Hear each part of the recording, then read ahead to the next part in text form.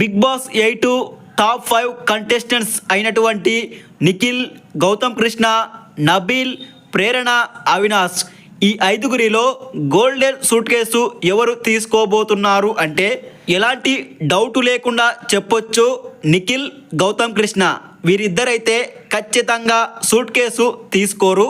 ఇక మిగిలిన ముగ్గురు నబీల్, ప్రేరణ, అవినాష్ ఈ ముగ్గురిలో ఎవరైనా సూట్ కేసు తీసుకోవచ్చు. వీరి ముగ్గురి మెంటాలిటీ కూడా సూట్ కేసు తీసుకునే మెంటాలిటీ, అంటే తీసుకోకూడదు అని కాదు, తీసుకోవచ్చు. అదొకటే కాదు, మనకెలాగైతే ఈ సీజన్ విన్నరు, రన్నరు ఎవరు కాబోతున్నారు అన్నది క్లారిటీ వచ్చిందో హౌస్లోని కంటెస్టెంట్లకు కూడా క్లారిటీ వచ్చింది. అలాంటప్పుడు సూట్ కేసు తీసుకోవడమే కరెక్టు.